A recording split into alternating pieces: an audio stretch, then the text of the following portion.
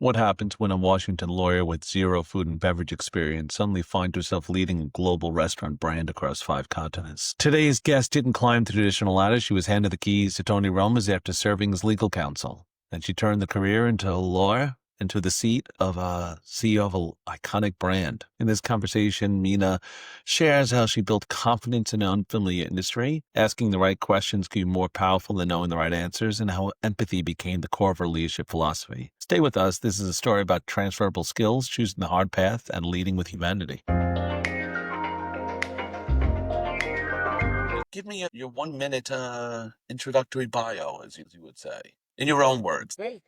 Firstly, thank you so much for having me here today. I'm Mina Haque. I'm a Washington, D.C. lawyer. Pretty much spent most of my life in the Washington, D.C. metro area. Educated in D.C., worked in D.C., licensed to practice law in D.C.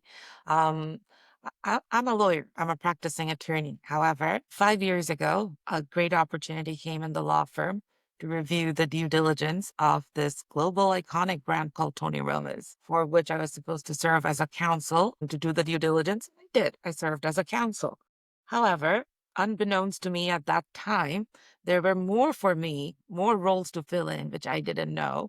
And long story short, today I'm serving as their global CEO, overseeing the operations in 5 continents of Tony Roma's. And I'm thrilled you did that intro because that perfectly segues to exactly that first question. What made someone who studied law for years say, I'll do it.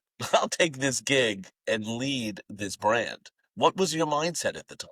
Yeah, the legal degree is very versatile. Most of the people think the legal degree as a lawyer who goes to court or, defending someone or suing someone, right? But there's more to the legal degree. It's a very versatile degree. And each lawyer who goes through law school have to fulfill certain course requirements and training. And one of them is corporate law. So I did have, the academic training of corporate law, and I worked in the US Department of Justice in the antitrust division. So when I worked in the antitrust division, and it was mostly from an investigative role, when you're investigating the biggest companies in the world, and you see what is it that they're not supposed to do, you have an idea and a good principled guide how a company should be run. So it comes from a different perspective. So it didn't come from like, a typical background or going up through the ladder to become a CEO. But I felt my legal degree equipped me very well.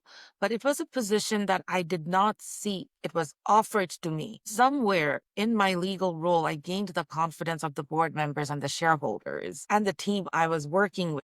As a result, it was something that was offered to me. And that's where, the journey of leadership comes. Like, what type of skills do you need? Is it your degree that qualifies you? Or are there like soft skills and a combination of hard skills? So through this role, it's been an amazing opportunity. I didn't have a single food and beverage industry experience, and I like to say that, but I did have skills that were transferable. Then, it's a frequent comment I'll hear at times where some people feel to lead a company, you need to be, let's say, Mr. Food and Beverage for the last 4 decades. But how are you transferring the skills to lead the food and beverage? Sometimes it's not about knowing all the right answers. It's about asking the right questions. And I did have that skill sets as a lawyer. So I did know where to tap into, whom to lean in. And I'm not afraid to ask questions, even if it's, any one of my subordinates, because I'm a strong believer of you can learn.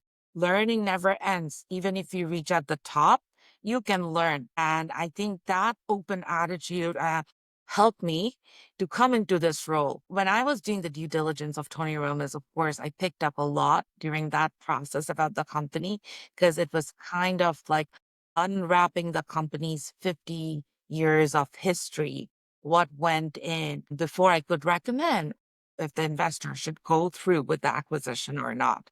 So of course that was a very good like foundation along the way as an outside general counsel and working with the team members. It came to a point where I felt very well versed about every little angles of the company. Speaking of asking the right questions, you travel a lot.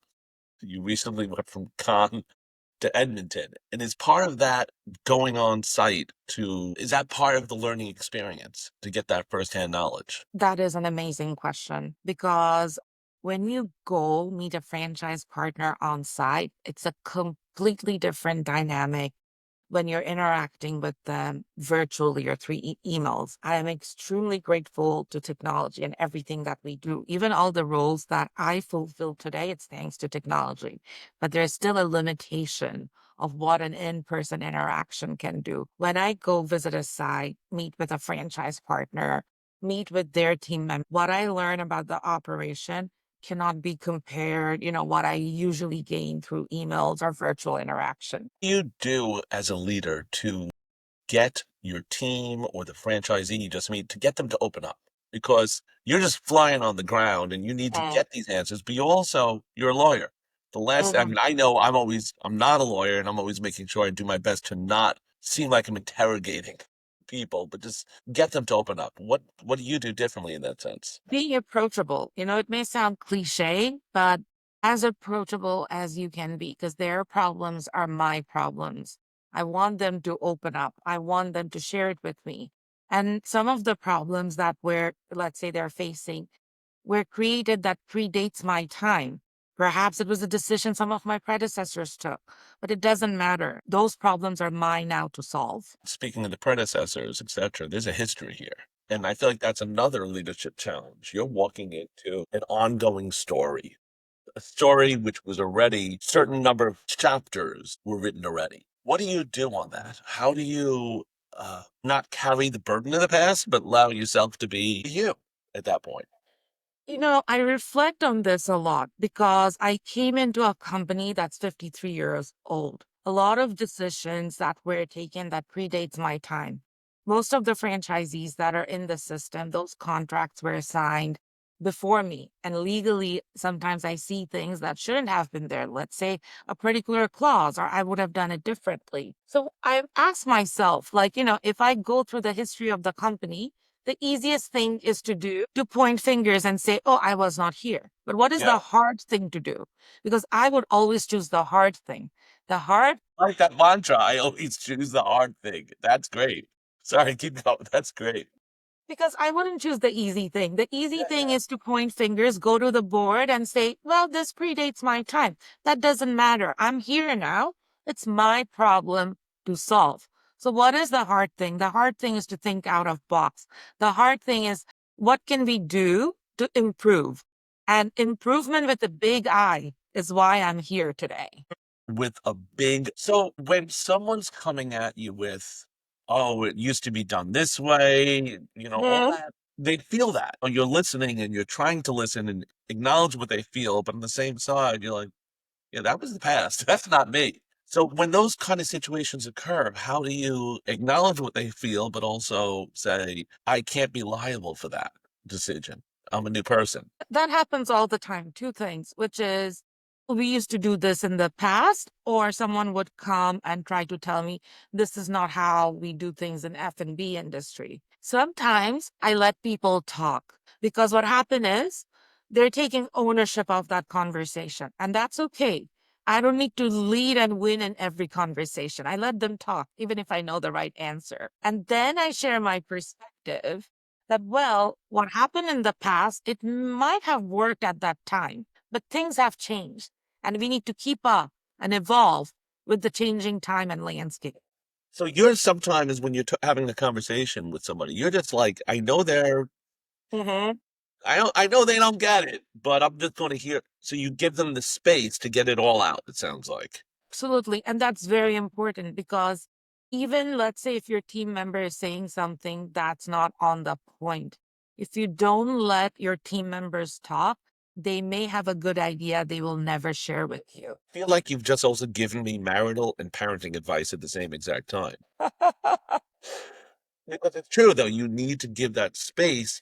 And it's also something I frequently have seen in many industries where you don't, something you just said was the food and beverage, you don't have food and beverage. And I feel like when in that point that you do, you're leading the company, And it almost feels like a lot of people will wear badges, if you will, like, oh, you don't have it yet. And you're like, well, I'm doing this for how many years now? I'm starting to feel it. Do you just, in that sense, ignore the critics, so to speak, let them talk and just move forward? And how do you deal with that energy? See, I always think this, which is a good lawyer knows how to listen. Of course, the popular perception is a good lawyer knows how to argue. But the more you listen, the more data you're collecting in a way about what someone has to share, right? Of Yeah. course, when it comes to my team members and employees, as I told you, it happens all the time. Like we used to do this in the past, or this is how it happens in the industry. The reason you let them talk, then you know how to walk them through the process when you're trying to bring in a new idea. And sometimes they may have a great idea. If I stop them, I don't want to impede that creativity, that thought process, because you just don't know who will bring in the best of the ideas. Are you doing this even in conflict?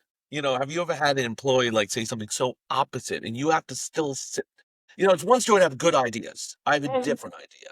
But when you're there saying like, no, I hate everything you said, do you still give it that space at that point in your eyes? I do to a certain extent. I do, and then I then state that I beg to differ. Why? And I state my reasons. But now you know how they're thinking a little bit too, it sounds Right. like. Right. Exactly. So you're using the opportunity of space to not only hear them, but to understand how can I better respond to come at this situation. Exactly. And that also gives, some type of insight about your team members and what they're trying to say or trying to do. And it's easier to inspire your workforce, like it's not only like telling them what to do, they need to feel motivated, energized, and inspired because those three factors are very important to me personally. Yeah, So yeah. if I'm trying to bring in an idea, for example, I'll tell you right now, I'm heavily invested in AI and robotics. And now I want to incorporate that in both the front of the house and the back of the house, some technological solution. And what I started to do about AI, there were some team members who were not even using Chat GPT or other generative AI that's just, openly available. I started conducting Zoom meetings. I shared my screen. I started to show what Chat GPT can do, what Claude can do, because sometimes inspiring people by showing. There's something that you said that triggers me is that I believe it's not. I had someone, I believe you got to get your hands dirty as a leader. And you got to Uh-huh. not only show, you got to work it. So, like, I was the CMO of a photography company in the past, and I went in the back factory and I helped print the photos. I said, this is the only way I'm going to understand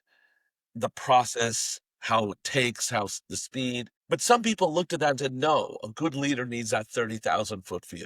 What is your answer to that? Sometimes it depends on the size of the company, the structure of the company, right? Like even the ideologies I have today, it may evolve, let's say, as we grow in size. But right now, what I have done is I have a smaller team. We have a smaller footprint. I'm taking a startup approach because if I'm rebuilding this company, reviving it, I want to make sure that we have a good foundation and a culture. And it's likely easier to do it now as opposed, let's say, when we have 100,000 corporate employees. It may not be possible to hold all these Zoom sessions that I'm doing now, showing people, inspiring them, let's use AI. But nevertheless, I would like to continue this because there is no downside to being hands on as a leader. I agree. One of the other philosophies I've had has been to motivate people, you need them to feel their own ideas. And there was Mhm. one conflict we had where the board of directors was wondering why I was okay with a B-level idea. The employee had it; it was not the best, and I said because it's their idea, and Mhm. I'd rather them own it and feel empowered than ignored. I mean, Mhm. it sounds like you're very big on though the team feeling driven, motivated. How do you encourage the team to feel completely driven and motivated? So the team I have is a small team. Everyone loves the brand. They really believe in the brand. They believe in Tony Roma's. And the way to keep them motivated is to let them be a part of my decision making. so that they don't think all the decisions are being made at an executive level. And sometimes you just have to be radically transparent with your employees. And I love doing that. What's happening at the board level, communicating with them and then taking their ideas and then relate to the board.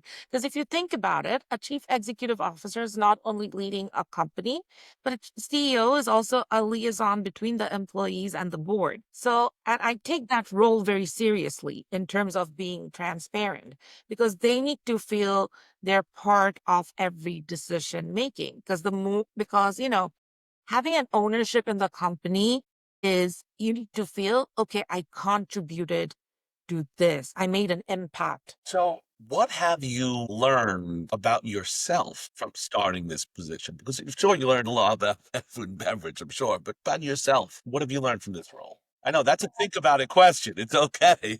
If I'm being 100% candid, I think what I have learned about myself is I don't get annoyed so easily as I used to in the past. Like, even little things or like complaining about, I have a bigger picture.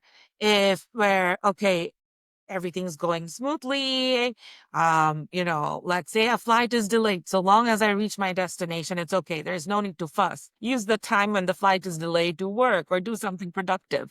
I just don't feel the need to complain too much anymore. Is that from this position? Is it just dealing with the different team and you starting to know your team, you think? I run a company that spans across 5 continents. There are operations on 5 continents. I Yeah. like to say that I work in a 24/7 time zone Oh, yeah. because, we're having this conversation now. Next thing you know, after this, I will see there is a message from another part of the world. Something's happening. This is a great experience in terms of, being mindful of different cultural significance, norms, markets, the customer's preferences, because customers first. It's just a very great opportunity as a leader to be a mindful and a conscious leader. Oh, first of all, you're leading consciously, but you are leading 5 continents. While I looked at the happy little locations map here, Guam, Indonesia, Edmonton, these are different, not only Mhm, countries, but different cultures, different feelings. mhm, I'm lucky I speak a few different languages, and I'll notice that even the language linguistically is one mhm, story. You have a culture with language. Saying it is interesting in French mhm, literally could mean has a nuance. Real, it's not just interesting. It's no, that's a deal I want to do kind of mhm. feeling. How are you changing by country, by culture, and keeping the same flavor while you're having so many 24-hour time zones? See, that's where empathy comes in. Whether it's with your franchisees, you need to put yourself in their shoes, whether it's with your team members, whether it's with the board members or shareholder. Every time, with every interaction, you need to forget about yourself for a little bit. Like, stay strong to your principles and your knowledge and intelligence, but you have to put yourself in their shoe to understand where they're coming from. Where empathy comes in. This is something I always lecture on is leading with humanity, and I feel like we lead by numbers sometimes too much, and not these are humans. We're trying to lead with human. How do you keep that forefront in your mind? It's not you're running an organization where you're forced to say we have X number of stores, restaurants, X number of locations, but you're also the type I get the impression you know people's names. Do you know, like, it sounds like that's a constant job, though, to keep not job, that's a constant mission to constantly keep the empathy in mind. Right. It's a practice, right? Yeah.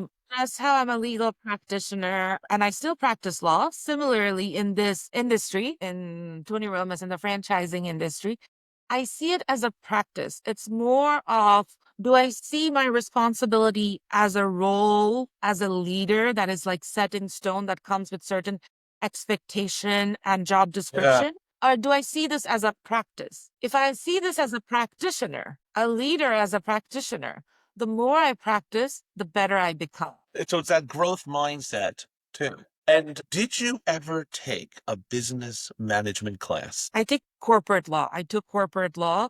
As I said, one advantage of being a lawyer is you see the mistakes others make and you know how to avoid them. So that basically gives you a risk mitigation mindset because a business can do very well. Anyone can launch a great idea, they can generate revenue, but it's about building a business that's resilient, So mitigating the risk.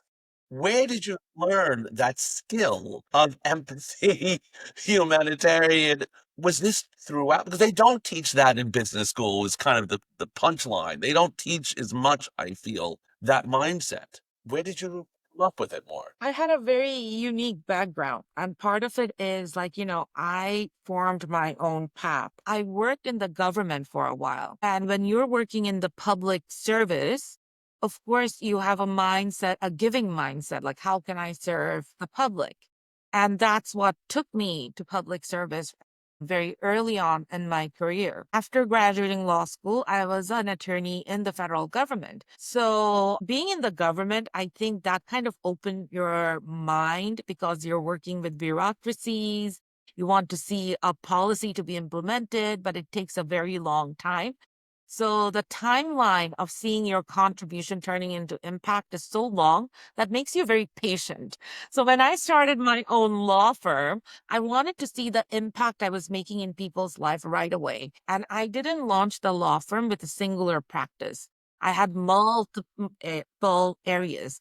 I did immigration, which is where you see, plights of new immigrants who are trying to come into the country, adjust. It builds an empathy automatically, just putting yourself in their shoes, seeing how they're trying to adjust and the paperwork that they have to go through. Then I did corporate law. I also did litigation. So when you do litigation, it's a completely different skill being in court, dealing with opposing counsel. And I have dealt with so many opposing counsels, right? I have seen people who are aggressive. I have seen people who are graceful. So having all these multitude of experience, I Yeah. think it kind of gave me like almost 30 plus years of training in a relatively shorter time. And then when Tony Roma's came, it just was an opportunity to bring in all my experience training into this role. Loving this story because number one, I always have the debate about does an MBA teach you empathy and nonprofit. I was involved in government service nonprofit, and you took government though, not government side, but nonprofit, and you took the government side and went to service. Some people might look at it like, oh, I learned bureaucracy from that experience. I learned to triple check my T. But you didn't. You said, no, I want to learn service and empathy and growth mindset. And you used that. And those were the core skills, it sounds like, that came out of that experience. Yes, absolutely. If you go back and look at, I always joke about this in all my statements from when I was in college and then law school and masters. My favorite quote was by Albert Einstein, which is life lived for others is a life worthwhile. And I always say that I took that very seriously. See, what's amazing to me is also if I read your LinkedIn, your resume, that story is not there. Yeah. Meaning, you know, corporate lawyer, government. I'm not feeling empathy. You know what I'm saying? I shouldn't judge, but lawyers are not generally empathetic considered on TV anyway. Government is not considered, that's a bureaucracy. But you've taken these skills from these places that were not necessarily the stereotypical skills, it sounds like. And you went, yeah, I'm going to be empathetic and growth. I think there are so many learning opportunities around us. I'm also a mom to a 15-and-a-half-year-old. So we talk about career, colleges, and I always say something to my daughter, which is there are learning opportunities everywhere. Don't fixate on, okay, I want to do this as a major. I have to work in this, like, A, B, C, D places. You just don't know from where you will get the best of work experience and the lessons. More than work experience, about the lessons you get, life lessons. So Yeah, keep yeah. an open mind and believing that skills are transferable. That's sometimes helpful. Said, I recently told my own daughter, I said, I want her to get this in this job, not for the X amount an hour, to get the lessons, to Yeah. see how to work with certain people, difficult people, happy people, sad people, That to me is the biggest skill one needs to learn from all this. But it sounds like you're taking your own lessons from Tony Roma's leadership and you're teaching your daughter about this now a little. And vice versa. Because, parenting, I think, is one of the best training you can have for any roles. Yes. So, as a parent to parent, what have you learned in parenting that you've applied to Tony Roma's? What I've learned in parenting is, especially as a child is growing up, entering into their teenage years, they all want to establish their autonomy, right? They want to be independent. Yeah. And then if we hover over as we are used to, because there's an adjustment on both sides, both as a parent and as a child is growing up, that kind of like impedes the process a little bit. So what I have found very helpful is that open communication, discussion, creating a space where your child feels comfortable to share with you. Because if they share with you, if they communicate with you, that's when you can help them and guide them. You don't want them to be scared of you. You want them to share with you. And it's the same thing with your team members. So you said, and that's something bringing it full circle. That sounds like one of your goals. Give it space enough for your team members can open up and talk to you. And you're doing that with the team members, with the family. That's an amazing circle. Loving this. I appreciate you taking the time. I feel like I've learned about your growth mindset, your empathy, and just what got you to where you are. So thank you. Thank you. I enjoyed our conversation. Thank you so much.